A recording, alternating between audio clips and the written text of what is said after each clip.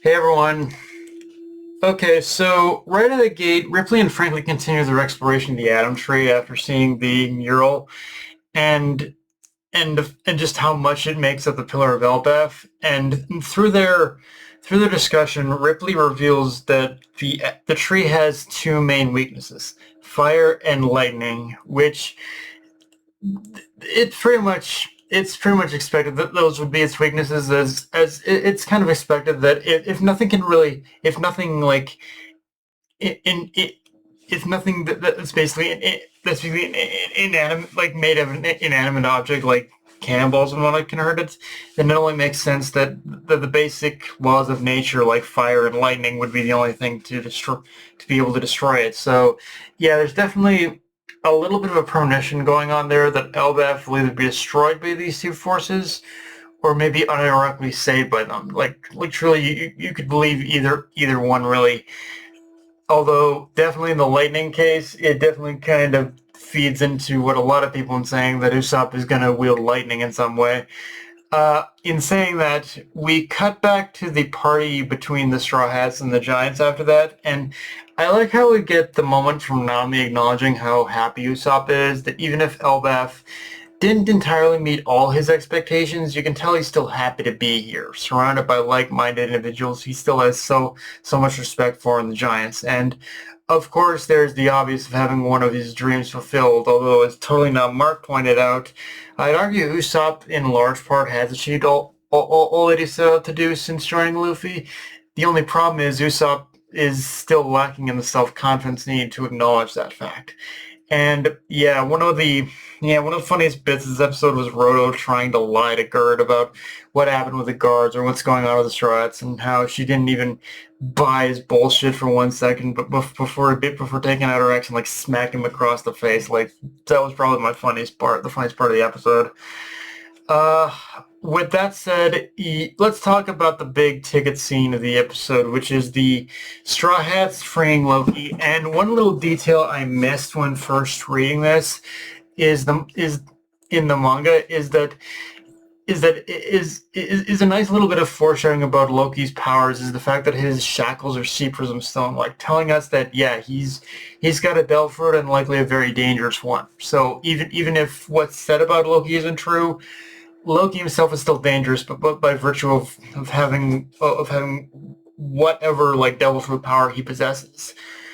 I also really liked Zoro's perspective, telling Luffy that even if he is telling the truth, he has to give Luffy has to give consideration to the fact that he could still go on a rampage and could cause problems for Elbaf. And I do like how Zoro is being kind of the voice of reason in this case, saying, "I want to see for myself if this is on the level and on the level." And look, Zoro's methods of doing so might not be very commonplace, but in a sense that they do kind of work in their own way. And he and Zoro himself, he might not always be the brightest bulb, but the one thing I will say about him is that he can at times be, I think, a better judge of character than Luffy is. Like there are times where Zoro has his moments of like that he can better tell when someone is on the level or not.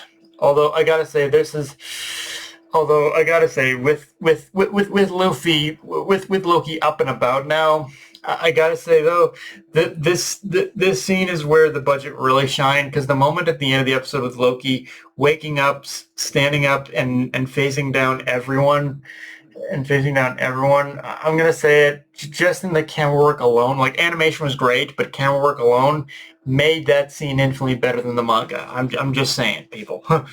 uh, in saying all that, yeah, Harudin and the others show up before Zoro, I guess, just as Zoro fully releases Loki. And this moment is one I like for multiple reasons. First and foremost, it reveals the obvious that with both Loki and Harudin being half brothers, there is some serious bad blood between them. Like even though Harudin is speaking from the context of Elbaf and just everything that all the damage Loki could cause, you can tell the real purpose he's saying all that, which is to say there is some bad blood between brothers in that one.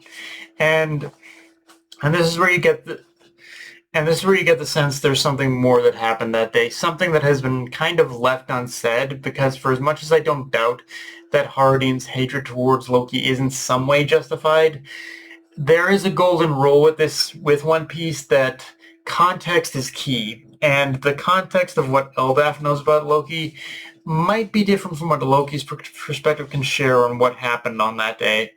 Granted, I'm not saying he didn't kill Harold, but the circumstances might have been a bit more extenuating than what Elbaph has been led to believe. On top of that, I also like how this arc is already kind of bucking the trend of what normally happens in a situation like this, with the entirety of Elbaph finding out what the Straw Hats are up to and completely turning against them. But rather than choose that route, what the series is doing instead is kind of limiting the range of the amount of people who know and who know what's going on, and it's kept within a much smaller circle of knowledge. That being the Straw Hats and the New Giant Warrior Pirates being the only ones who know what Luffy was planning, which in itself I think gives a much more intimate space for Hardin and Loki to personally hash things out, like their past and just what they personally like want to say to each other. Like there's like again, like I said, there's definitely some stuff there that needs to be hashed out, regardless of what you think about either of them.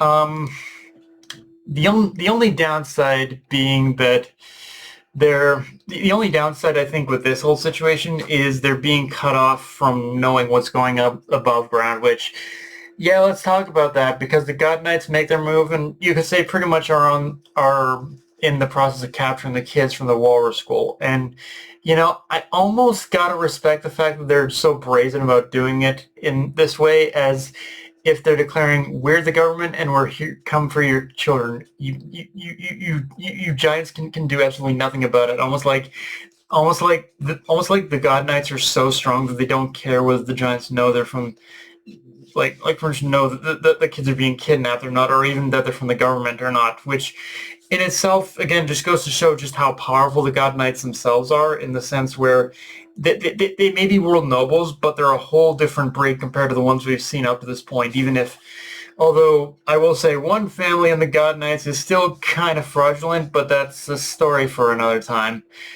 But yeah, guys, that's pretty much all I got for this review. If you enjoyed the video, like, comment, subscribe from the Blue Sky, and on this Crunchyroll, be sure to notification bell, hit the subscribe button, and just hit the run, guys. Dark Knight, everybody, signing off. Later, everyone.